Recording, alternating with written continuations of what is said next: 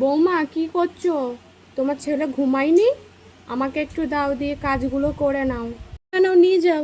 আমি কাজগুলো করে নিই, তাহলে তাড়াতাড়ি করে বাসনগুলো ধোবো।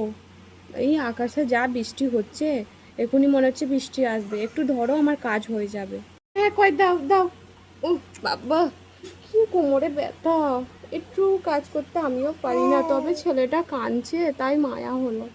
আচ্ছা দাও, তুমি কাজগুলো করে নাও। হ্যাঁ, আমি আসছি। ও, যাই হোক, একটু নিয়ে গেছে মোহাম্মদকে। যাই, আমি কাজগুলো তাড়াতাড়ি করে সেরে আসি। বাবা, নিয়ে আর দাঁড়াতে পারছি না, কি বসিয়ে দিই। এই বস বস বাবু বস।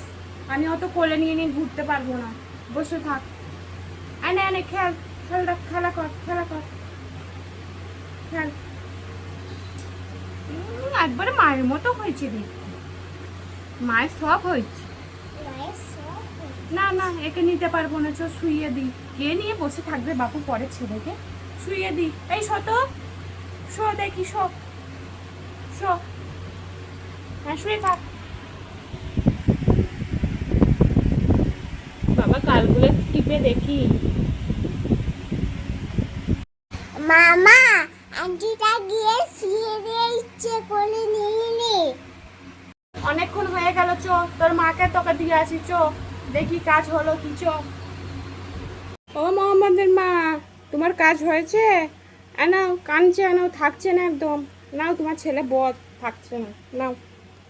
হয়েছে, আমার কাজ হলো, তুমি নিয়ে গেলে বলে আমার কাজ হলো। থ্যাংক ইউ, হ্যাঁ থ্যাংক ইউ।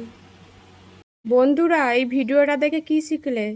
নিজের ছেলেকে কাউরির কাছে না দিয়ে নিজের কাছেই রাখা ভালো, কারণ সে তোমার চোখের আড়ালে কি করছে না করছে তুমি কিন্তু দেখতে পাচ্ছ না, তাই না? কমেন্টে জানিও কেমন লাগলো।